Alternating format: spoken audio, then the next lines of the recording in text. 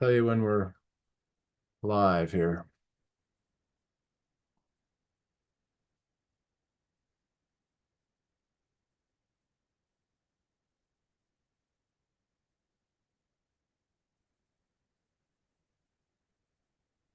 All right, Paul. So welcome to we got another Sunday night, last show of March of 2025. This is Dispersing the Fog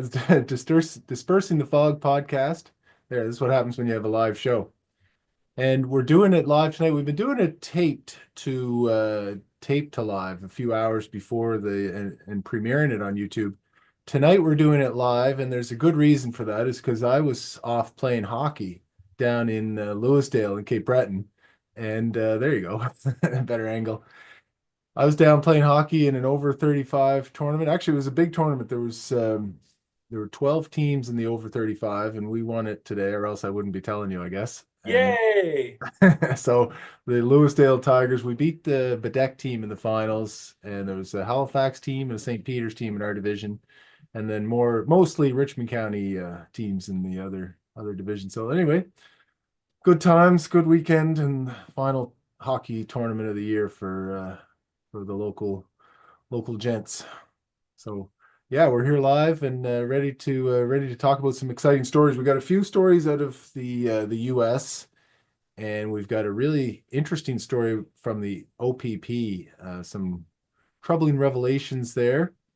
But Paul, I've told people about you before, and people know that you're an author and that you have, sources throughout Canada in different jurisdictions and different police agencies, all these things. People find you and give you information. But Paul, as a journalist, investigative journalist, have you ever been added to a Signal app by senior government officials to get war plans directly or anything of that nature? Can you imagine what, you're the editor-in-chief of Atlantic Magazine, and the next thing you know, here you are just trundling along, and suddenly you're added to a discussion of a military attack. Uh, Unbelievable. Like no one has ever added me to that. Um, but I've been pretty busy the last couple of days, people calling me, but they've never invited me in to, sort of witness up close a military attack like they did with Jeffrey Goldberg of Atlantic Magazine. Isn't that amazing? Like the, high level officials, okay, the vice president, the defense secretary, head of the CIA, I think was involved in, and there was maybe like a dozen people on this Signal chat group full of emojis and such, by the way, which I feel a little silly using emojis myself as an adult. And here are the, senior levels of the US government and their emoji this and big, muscle arm this emoji. So I thought that was a little strange. But yeah, how would anybody manage to add this reporter, investigative reporter for the Atlantic to this group? How could that happen? Well, it's insanity. You've got a bunch of incompetence doing the job. But I mean, for me, the story, the story from our perspective is, I go back to 2021 when, we,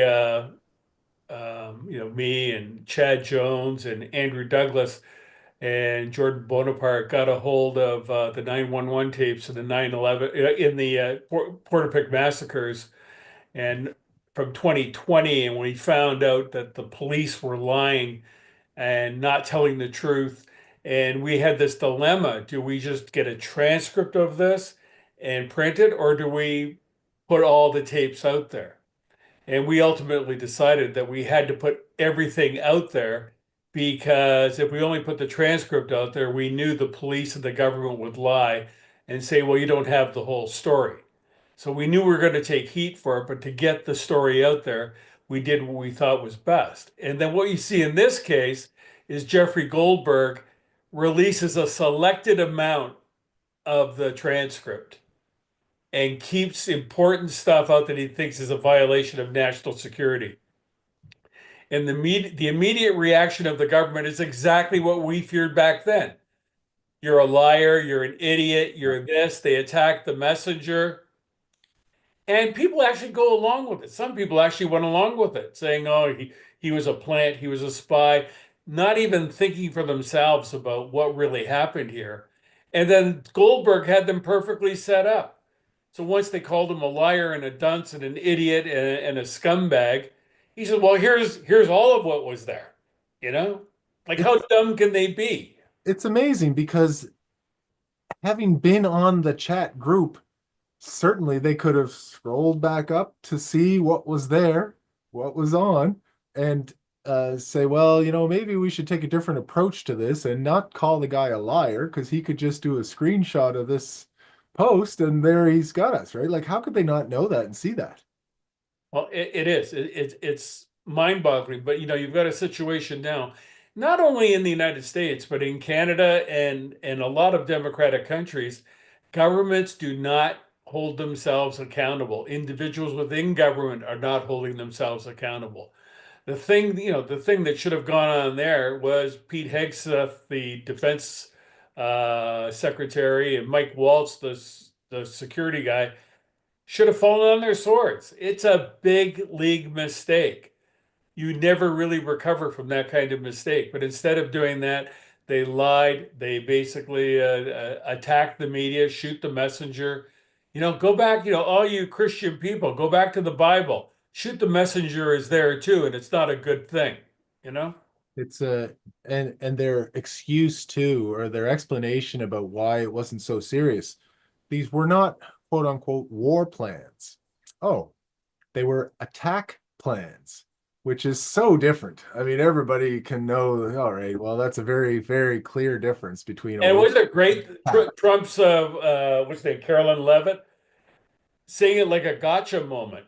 Yeah, Yeah, look, they said it was just attack plans, not a war plan. Well, the yeah. planes were on their way to attack. What do you think is, if they found out about this, the Houthis found out about this, or anyone else found out about it, and all the staging of the plans are very valuable to anyone who's being attacked in the future. Uh, it was a big mistake, but they just puff their chests up and say, no, no, the other side lied. The other side's making it up. It's ridiculous. Yeah, yeah, really bad look for the US government on all levels. I mean, I just thought it was mind-boggling that these adults, senior officials that have access to and influence over how major military operations go across the world, and they're texting each other like they're 14 years old, like it was. And on Signal app, I mean, I have Signal. It's not that secure, I don't think.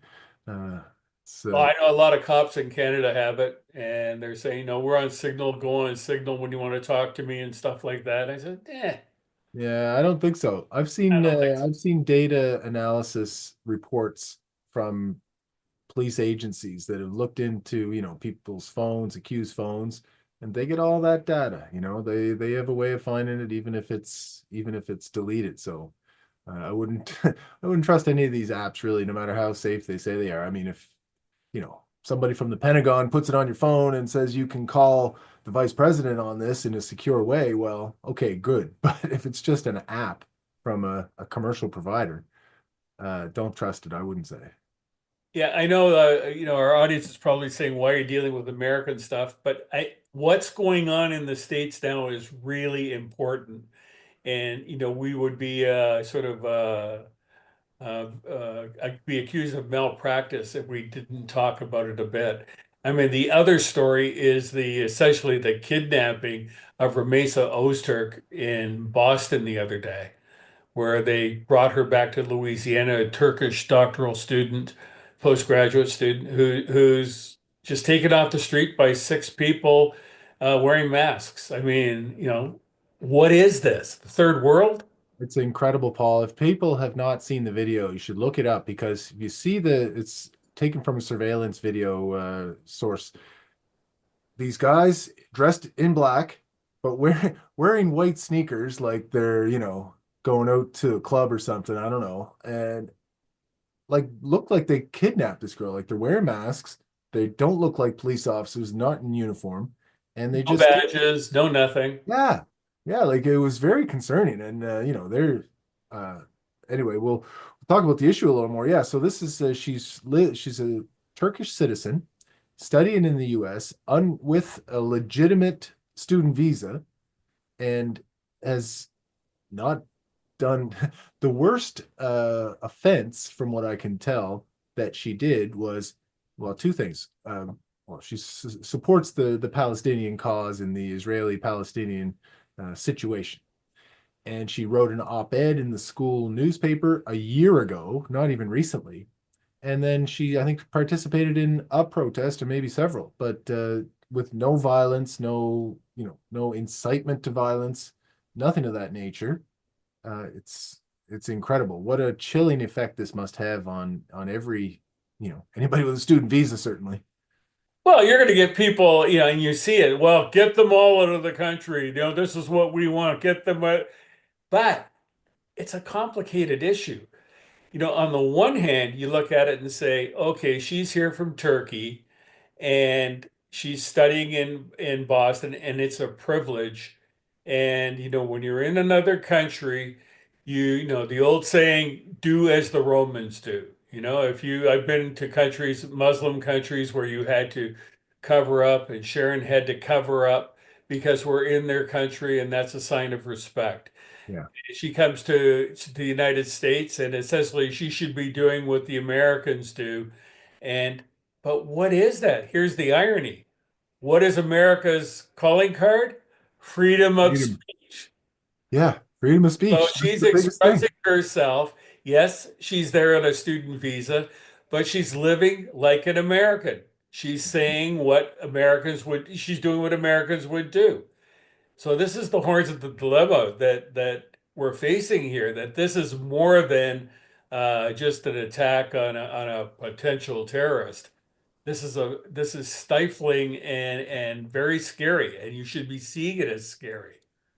And people will some will perhaps say yes, but she's supporting Palestine, and boy, aren't they bad? They, kidnapped the Israelis at this music festival, and all of the using citizens as human shields, and lots of things you could say about the Palestinians.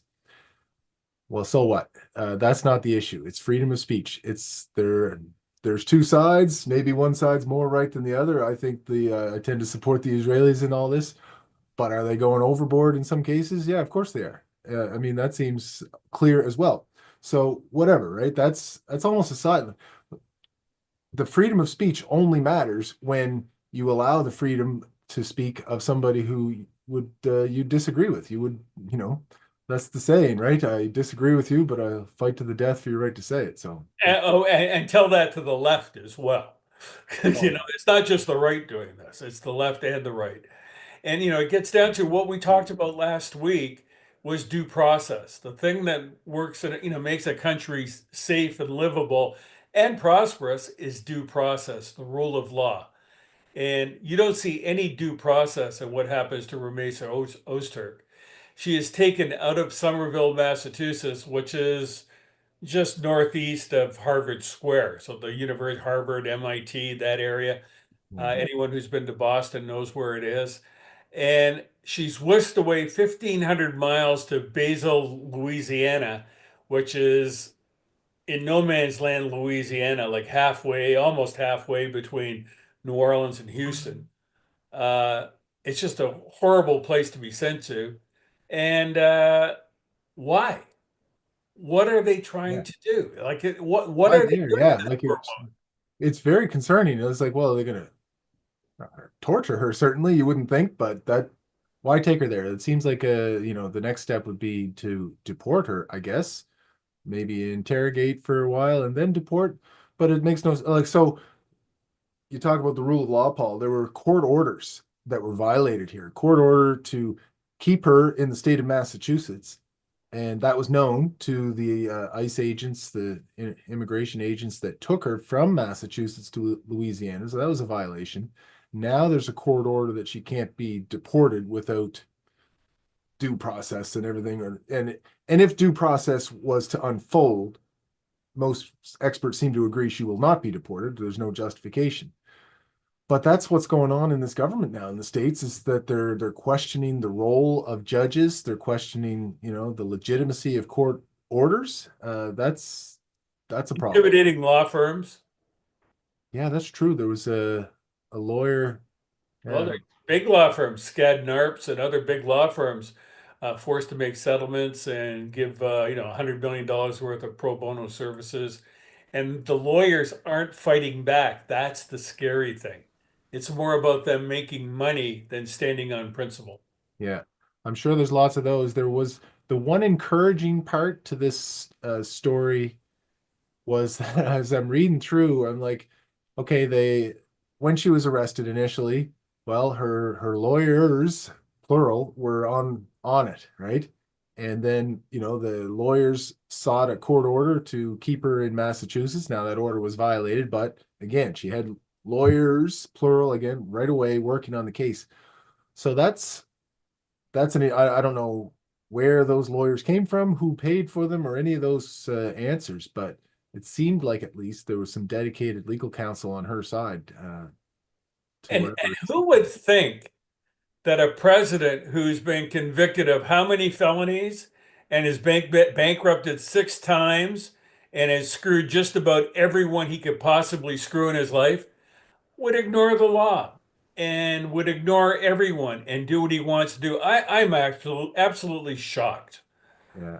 It gets down to, the what is it, the meme that's been going around for the last 6 months, the leopards eat your face meme. You vote for the leopards eat your face party, then the Mhm. leopards eat your face, and you're going, How did that happen? I didn't see this coming. I didn't see it coming, Yeah. you know? Yeah. Ah, It's it's wild, and yeah, there's a lot of things being questioned, and then it's kind of cult-like in this way that all of a sudden, they like Trump will adopt some language about Greenland, for example, like, oh, we need Greenland. And then all of a sudden, the whole crowd behind him is like, yeah, we should just take Greenland. That's normal. Just take it. Oh, Well, okay. Bill Maher had a great comment on his show on Friday night where he said to both to the left and the right. I mean, the thing I like about him is he's now going after the left as well as the right, the extreme left, and saying you've got to think for yourself. Listen to what's going on. Think about what's being said. Think about your role. But you're getting these conclaves of sheep at either end of the political spectrum, and they're growing and growing. It's scary. I mean, to the point where I saw you see the pictures of Trump's aides recently, or his secretaries and assistants, and even JD Vance wearing the same suit as Trump. Yeah. I mean, what is this? Like North Korea? Oh, it's amazing. Like, It's oh, that's what we should all unbelievable. wear. You said cult, and this is what it is. It's a cult. Yeah, the the extra long red tie look. Maybe that's gonna I catch learned on. not to do that when I was 13, Yeah, you know? yeah. To the belt, people. That's far enough. That's our American politics for tonight. Yeah, it's there's so much going on there. Of course, the media landscape is just enormous too, and they're always looking for something to dig into. But these are real stories. The Yemen issue with the Signal Group, and then, how they're treating immigrants. Like, yes, like maybe immigration was a bit of an issue, but this isn't the issue. This isn't the part of immigration that's a problem. And but that's what they're going after. And then and last point on Yeah. tariffs, we have the richest, wealthiest country in the world, the most powerful country man has ever seen, complaining that everyone is stealing from them. What's really going on? They Yeah. want more. They're like pigs at a trough. They want more. Yeah. Yeah. Yeah, it's something else. So, Paul, before we kind of got on to the Signal app discussion and such, I never really asked you about your week there. You said you had a busy couple of days. Anything going on in your world you can tell us about? Not really. It's good stuff, but there's nothing I can say. All right. I had a busy, busy couple of days digging away and learning new things and solidifying other things and the kind of things like I don't have a regular daily outlet to write about. a lot of things, and nobody does these days because magazines are pretty well gone, newspapers are gone. This is it. I guess we could start up some sort of a um, Sure. newspaper or just something writing it, but I don't know if I could stand the pressure performing on a weekly basis or a Deadlines. daily basis writing things. It looks hard, I see Paul Wells and others have Substack Yeah. subscription, right? And all right, that's great. You pay $15 a month for some of these things, and it's all right. You might get a column a week or a couple of columns a week, and that's great from somebody that you respect or whatever. But on the other hand, on the writer's side, that's pressure because, people are, if they're paying that every month, then they expect that much content every month. I used to do a weekly column in Toronto and back in the 90s, and you'd think, oh, well, it's once a week. But you put everything into it, and then before you know it, you're on deadline again. Like you took a day off or 2 days off, then you're gathering material, you're back at it, and you have to be performing at a top level. And I wouldn't want to do a Substack or anything like that if I felt I wasn't performing at a top level, doing the things that I want to do. And I'd rather do them when I can do it. Yeah. And Well, you have that outlet. like right now, there's a story I want to talk about.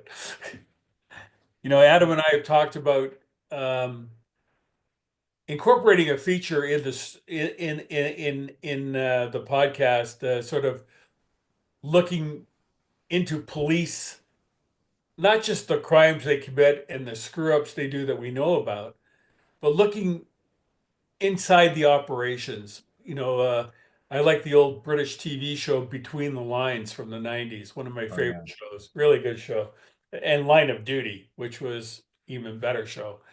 But Between the Lines was getting inside the operation and tell and talk about what's going on.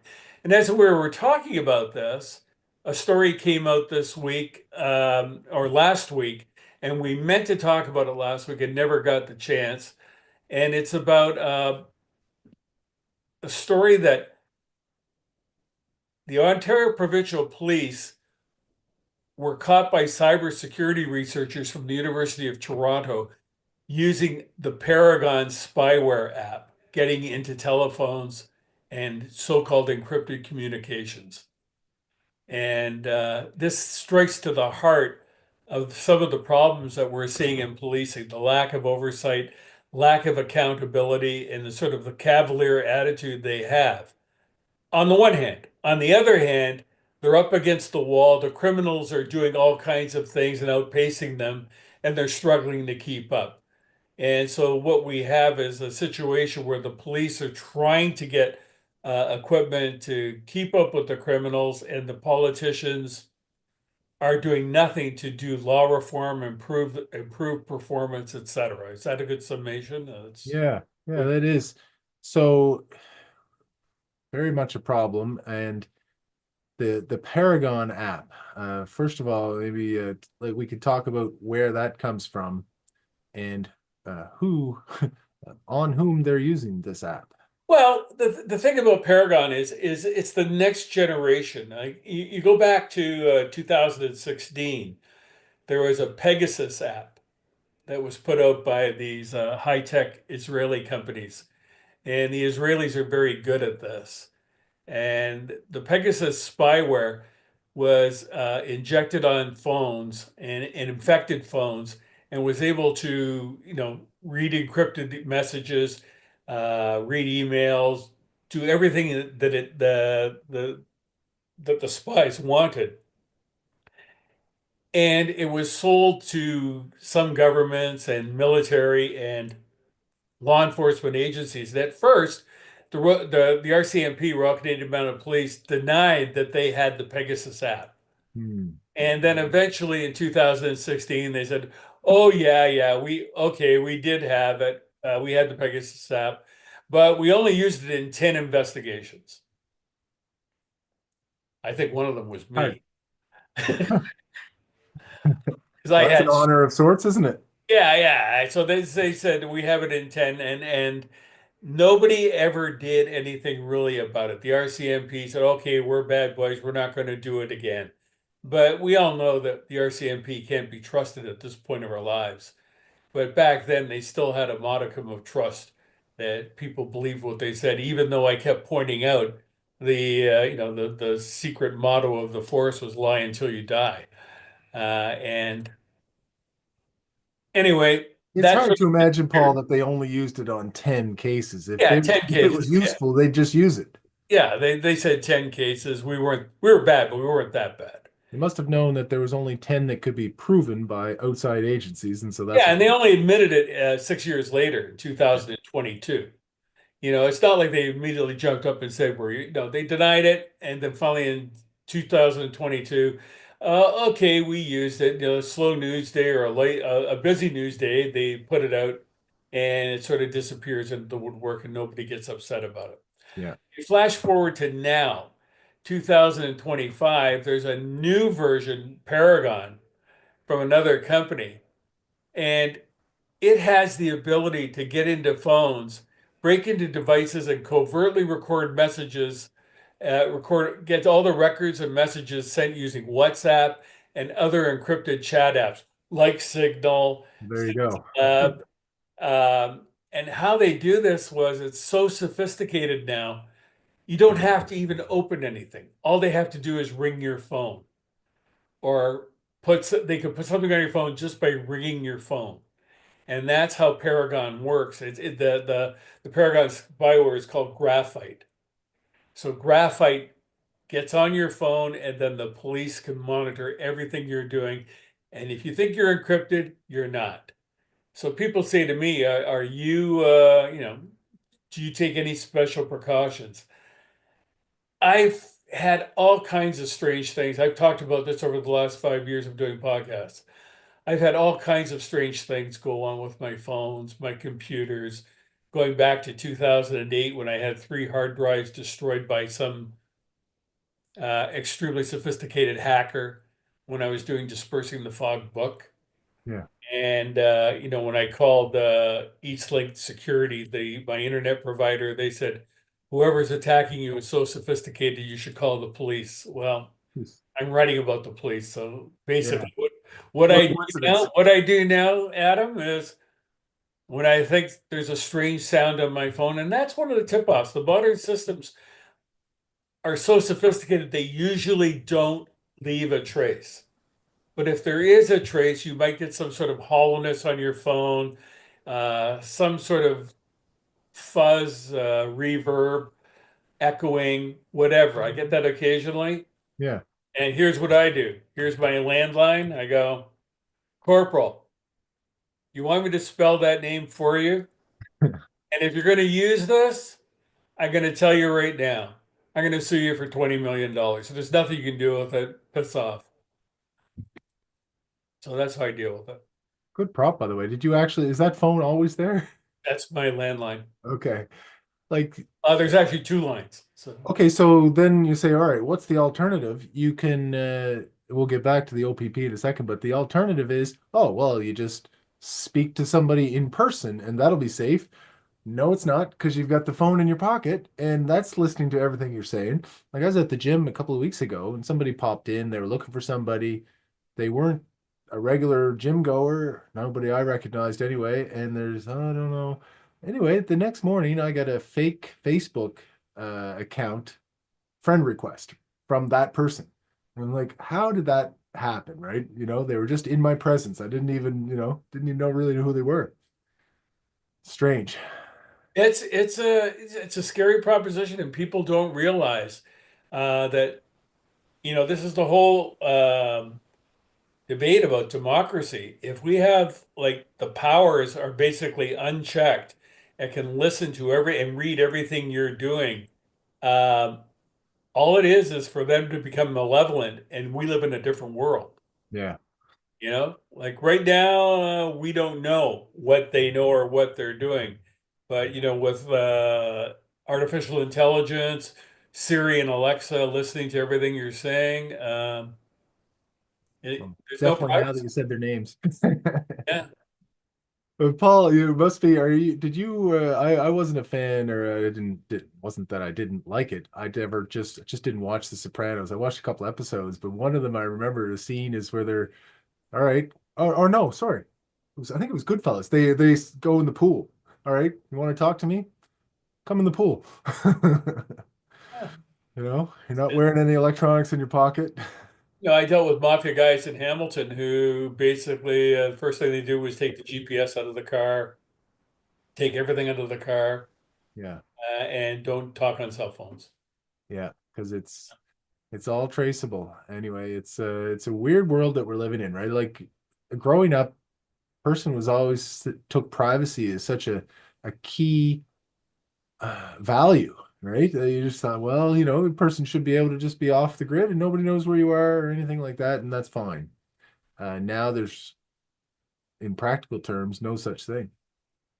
So anyway, getting back to the Yeah. OPP, what I want, like I've had a number in the last couple of months, a number of OPP officers and former officers contact me and talk about or send me messages about problems inside the Ontario Provincial Police.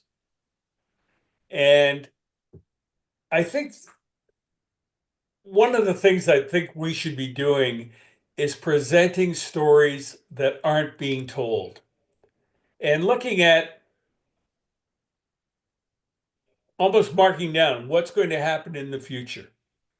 Are these stories eventually going to get told or going to be sloughed off? Or are more people going to become involved and help tell these stories and get them out there? Because we don't have a very functional media now. And we're going to have to depend on masses getting interested in stories that aren't on the agenda. And I really like telling those stories. But in the OPP, one of the concerns the OPP is organized much like the Royal Canadian Mounted Police. So they're sort of in detachments around the province. And you if you wanna you get in trouble in the OPP, you get sent to the tree line in Ontario. So you're way out of it. Okay. And But above the has Canadian many of the Shield. same it has many of the same problems with harassment, sexual harassment, psychological harassment, bullying, all that stuff. But there's no one really looking at it. They're sort of allowed to get away with this because there is no oversight. And one of the cases that came up, and it's revisiting the story because it gets into this whole notion that if the OPP has graphite and they've been using graphite, officers tell me that one of the things the force does when they get people they want to boot out of the force is essentially launch massive investigations on them, harass them, even to the point of, as somebody said, suicidality is part of it. Management is openly quoted as saying, swallow your sword. We want to get rid of you. If you don't leave, don't quit, commit suicide is basically the message. Wow. The suicide rate in the RCMP right now is extremely high. Apparently, there's been a minimum of 27 OPP suicides in the last, say, 10 years. But they think there's many more than that are unreported because of the way the force is organized, the structure of the force, and the politics of the force. It's Oh, sort of out yeah. of control, and somebody, nobody's really writing about this because you can't get a politician to say it. Well, Politicians generally are on side with the police. yeah, and you don't want to, as a politician, or they don't seem to want to, say anything negative about the police or you talk about any kind of shortcomings. Interested in the unreported suicide issue, Paul, because just as a sub issue of all of this. I mean, I know in the military, one of the things is, all right, well, you get discharged, then commit suicide. Well, that's not a military suicide in a sense, right? Yeah. You're retired at that point. Wonder if that's the same case with the OPP. I suspect it would be with the RCMP, OPP, any major police force. All right, you're out of the police force now, and that's, maybe that's because it's PTSD related or other medical conditions that led to your retirement, and then that continues on into your mental health and leads to suicide. I mean, that could But that wouldn't count as a police suicide in the same way. Well, and then an example of this, again, it was pointed out to me that a good example of how the OPP treats its officers was the case back in around 2000. It began around 2016. A female officer named Kara Darnley. Are you aware of this story or not? She I was mean, she was considered and this is not my phrase. This is a phrase I've read, and I was told this by someone. She was the hottest cop in Canada. I guess she was a good-looking, blonde-haired police officer stationed at Wasaga Beach. Beautiful place in Ontario, sort of the Caribbean of Ontario. yeah. And Kara Darnley was at a party somewhere around 2015, 2016. And someone at the party reportedly was smoking marijuana, um, cannabis, I've been told to call it. Oh yeah, that's okay. Now that's familiar. I do remember this And story. so there were suspicions inside the OPP that Kara Darnley was involved with people with drugs and was a liability to the force. So they ran a massive sting operation on her, which fits with the pattern that happens to other officers. And in this sting operation, they spent something like 800 man hours, somewhere in that range, doing Wow. this sting. And then they pulled off the sting by planting a file in open, leaving it on a desk or somewhere like that, with the name of one of her husband's friends on the file. And then the officer who was like buddied up with her was part of the sting, told her, "Oh, look at that file," pointed her to the file. "Look at that. I wonder what that's about." And she reluctantly looked at the file. She was urged to do it. And then the other officer told her, "Well, maybe you should tell your husband he should stay away from this guy because he's under investigation." And she hesitantly did that, told her husband, and then subsequently was charged with 2 counts of breach of trust. Yeah.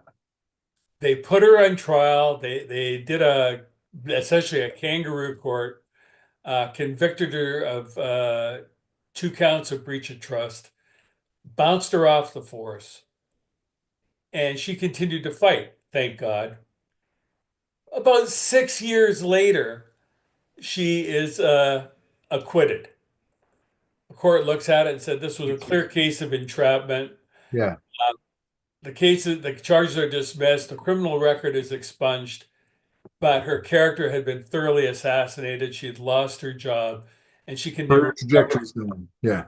I've seen the RCMP do this to civilians, like, the mayor of Surrey when they wanted to get rid of him, and the premier of BC when they wanted to get rid of him, the Solicitor General of BC, their own officers. There's cases of them stalking and investigating their own officers. OPP is doing the same thing. But no one is raising the issue about what the OPP is doing because it's sort of a sacred cow in Ontario. Well, we know a little bit about sacred cows, having spoken about the RCMP enough on this show and the other one. Okay, so just I want to just explain one thing, Paul, is that's the classic kind of Mr. Big operation. Mr. Big, people will be familiar with the term maybe. So when you're trying to, all right, you're trying to find out if somebody did something, right? And that's the only option is to have them basically confess it. Well, you befriend them. They have undercover officers who will befriend the person and then draw them into a fake criminal organization with the all right, well, and they'll make up crimes, they'll put out whole scenarios in some cases. And you said 800 hours. I mean, that's a lot. And I haven't It was seen no, I correct right. It's 680 hours. I overstated it. a mere 680. Well, Yeah, it still, all was right. So 600. think of how many, weeks of full-time police work that would be, right? So, okay, the police officers undercover will draw the person in, befriend them, and in some cases, they're their only friend. Like a person might be an outcast in their community. All right, so now you've got a friend. oh, by the way, wouldn't you like to join us in these little petty crimes, operations, whatever, right? And they're not real, but they're set up so the person thinks they're real.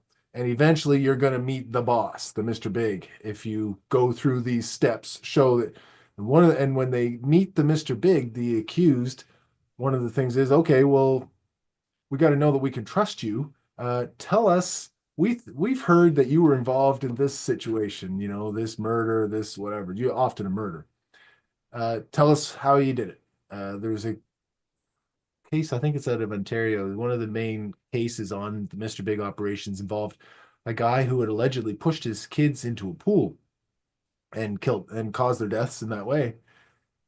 Had gotten away with it up to this point, had no friends, was drawn in, met Mr. Big and explained, yes, this is how I did it. And of course, then he's arrested. Well, there's two problems. One is it's complete entrapment. The second thing is, person, so it's seen as unreliable because maybe you just want to get into this Mr. Big's organization and you'll make up a story of how you were actually involved in something where you weren't just to get into the organization. The second thing is if the court becomes aware that the accused was involved in a Mr. Big operation, then the judge or the jury finds out that the person agreed to do this crime, agreed to do this crime, agreed to do the next crime with this fake organization. And so that shows them as being a very bad character. And so that's really prejudicial from a defense perspective. Anyway, there's a lot of, so for that reason, Mr. Big confessions are, uh, they're presumptively inadmissible, but they get used still. The Crown then has to show that the information was reliable and such, and often it can be shown that way, but it's a problem. And the RCMP, not so many years ago, bragged that it was the world leader in Mr. Big operations, and other police forces were coming to them so they could show how they do it. They refused to take no for an answer. That, the courts have said this is not a very good technique and it's not lawful, but they continue, they're doing it to this day. Well, and think, Paul, of the amount of effort that would go into that, and take that same level of effort and put that towards other things. All that would mean you'd have to train your officers to be good investigators, and they don't want to do that because No, they're not they good at want to do one case where it's a simple, all right, we just got to get this dude to confess, and that's the only case we'll work on for weeks and weeks and months and keep getting paid, instead of every little case and multiple cases, more difficult. So the point of the Darnley story is, again, I say getting behind and showing how things work and are working inside police forces. And we want to hear more about that. So contact me or Adam and let us know what you see going on. We're already aware of a number of things in the Halifax police. We'll look at them in an upcoming show. The RCMP is always there. That's easy pickings. And other police forces across the country. I know there are a lot of police watching this show. And tell us what you think, what you know, and what we should be talking about, highlighting what the problems inside these forces. And an added thing, not just police. A couple of other organizations I've been dying to get into and discuss the problems, people keep begging me to do it, are the military and corrections. Corrections is rife right across the country with problems at both the provincial and federal level. I'd like to know what's going on, what's not being reported, and what we should be doing about it. Like we want to talk about it, get people interested. Maybe we can wake the media up if there's any media left, or create a new way of telling stories. But let's get the stories out there. They have a huge impact. I mean, people, I have a real interest in the military side of things from having been involved in the Desmond inquiry and learning a few things from that. And so, of course, would be interested in what's going on in the current day, what's out there. I have some people that used to send me a lot of stuff I'd be interested in more. And on the corrections side, Paul, like it's such an important part of the justice system. All of the policing and the courts that lead up to it's leading up to here. This is where you're going to have to serve your sentence. And so is that supposed to be a good rehabilitative place to make a person better? Is it supposed to be a scary, bad place that you want to stay away from? Is any corruption on the part of corrections officers or any problems with that? Is that, is there some good parts to that because it discourages people to go to commit crimes that are going to send them to jail? Or is it bad because it's depriving people of opportunities that they might otherwise get in I guess, a more modern rehabilitative facility? Well, one of the things I'm interested in corrections is like, there's a story the other day about a corrections officer being charged with smuggling drugs into Spring Hill Penitentiary, I think. And I'm not so much interested in that. I'm personally more interested in parole boards, the way the corrections operates, who's in charge, the kind of personnel issues that are becoming important in corrections, and the military. The military has the same kind of issues that the RCMP has as a federal organization. There are problems with civilianization and some things going on with civilians. Tell us about that, and maybe we get people on air here as a third person to speak about some of these things. If they feel strong enough to do it. I was talking to someone this week about a police force and the problems inside that police force, but they're reluctant to go on because they don't want to lose their job. But they'll help. They'll tell me the story. Yeah. I have to tell the story, and that's the problem. These are stories that don't normally get told because the sourcing is so difficult.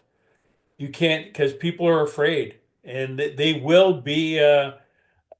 Oh, and the other thing is they're not only afraid, but people who know the best stories often are forced to sign NDAs, Oh, yeah. non-disclosure agreements, and then they can't talk about it, even though it's in the public interest that they do talk about it. I'm sure NDAs are one of your concerns as a lawyer. Well, absolutely. And there's a there's so many points where NDAs are used when it should be in the public interest to have this information. I don't know, anyway, I don't know enough to compare it to the US. I know when we compare like what police forces release, obviously it's often that the US will release a lot more than Canadian sources do. But I think this NDA issue is probably something that crosses borders and probably most of Western civilization. So if somebody is has discovered some problem, if they've been, if they are an individual officer or soldier or whatever, and they have a problem with the organization and they've been disciplined and they go through the process and it turns out they shouldn't have been disciplined and it was really a structural organizational issue or something that was very unfair and would be in the public interest to disclose. Well, it's often the case that, all right, you want a settlement for this? Okay, great. Here's the number, sign this, and you'll get your money, but you can't speak about this anymore. Well, we're seeing a little movement on that issue in the cases of sexual assault, where, powerful men are getting people to sign NDAs, and that's becoming an issue. I think the issue is much broader than that. If there's disciplinary issues and problems within public organizations like police forces or military, we as a public have an interest in learning those, and NDAs should be much more restrictively used than they are now. Well, absolutely. I know of cases where horrendous things have happened. They've been covered up with NDAs, and I want to start getting people to talk about that or even discussing them in public. The problem is, say in a local police force, you have local police commissions made up of politicians who usually find themselves in league with the police union. Not so much the police force, but the police union. Yeah. When they get hooked up with the police union, you have the politicians and the union working together. The politicians giving the police raises, what that may not be justified, and the union supporting those politicians' reelection. And so it looks like there's oversight, but there's no real oversight, and things are being swept under the rug regularly. And that's not in the public interest. So I'd like to get that out there and get some of these incidents and maybe get some momentum going that we can sort of reshape the way people think and get them thinking, as I said earlier, Bill Maher's line, think for yourself. Don't just follow the. Yeah, not just the party line. Like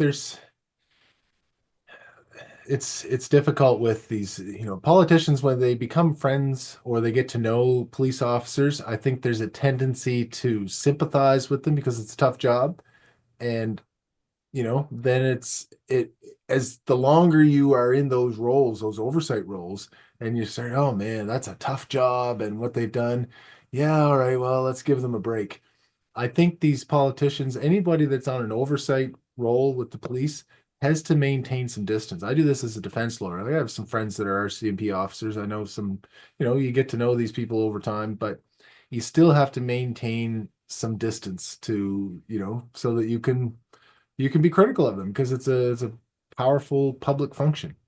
Thinking about the NDAs now, like there's other options. I mean, there could be a time limit on an NDA or some other, but I think it would have to be brought in by legislation in order for it to really take effect because the organizations themselves, it's in their interest to keep these things quiet, and so they're not certainly going to push for it for any change in policy on NDAs.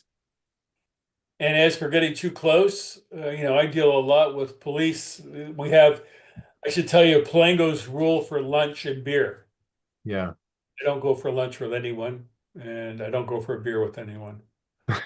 like Uh, anyone or just like police. I don't get close to them. I don't.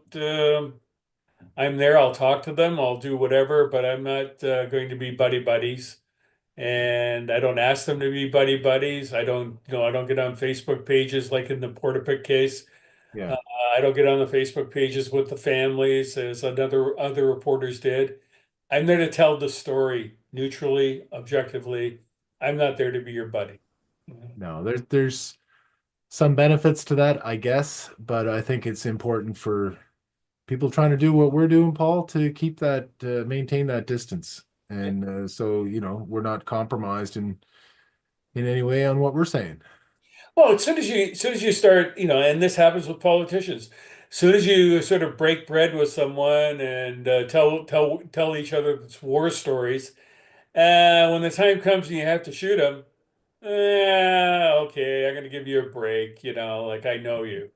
And I just don't think like that. I've never thought like that. Mind you, I wouldn't shoot my mother, but I might torture her a bit. Get She's your gone point. now. She's gone now. I can get away with that. Yeah, you could be bad karma, Paul. No, that's good. Well, and you're great because you can't be fired either. You don't have a job. You don't have, Yeah, I can't be hired. I can't be fired. I don't yeah, care. exactly. That's great. It's perfect for your role. Well, as an author, right? You got more books to write, and so more material. Bring it on. It's crazy because the whole book thing is like stories are now coming at me like from every direction. And I'm just trying to do the best I can. There's a limited amount I can do, but I try to do the best I can on every one I do. So Hey, it's, Paul, here's something I noticed with authors that they have a few books. They've got some novels out. What about a collection of short stories? Is there any such thing as a non-fiction collection of short stories? You could well, assemble things yes, that way. yes and no. The problem is with my style of writing, as if you haven't noticed by now, it takes me 200 pages to clear my throat. Yeah, you're In, in, the in the Tolkien upcoming book, of crime in the writing. upcoming book, Anatomy of a Cover-Up. June 10th. Yeah, June 10th, I spent 8 months doing the first third of the book, struggling with it, and most of that was sort of reorganized and tossed. And the last two thirds of the book, and the book is like 500 pages. The last two thirds I did in 13 weeks because once I got in the groove and cleared my throat, I knew the story I was going to tell. And I think that's how I work. But now I'm looking at a myriad number of other things that have fallen out of this. It's pretty exciting. It is exciting, and you're going to have to, I mean, for the audience that we have as well here, the audiobook will be there too. If people prefer to get things in a podcast style format, well, you can listen to it anywhere, anytime as you're going. So, I just finished the audio, the sort of the redos. I did that on Tuesday in Halifax, yeah. and they budgeted 3 hours, possibly four, and I did it in 2 hours and 3 minutes. So Oh. it was pretty good. But I'm reading the story and I'm going, I can't believe I wrote this. This is Well, it's great. I can't wait to read it. 500 pages is a good length. You know, if you're looking for just a light read of a story, a fiction story, maybe 200-300 pages is good. For something a substantive topic, 500 is plenty. You're getting up into 800 or 1,000, it better be War and Peace. well. Look at it this way. The perspective I have on this book is this: the Mass Casualty Commission final report. That's it, sitting right there.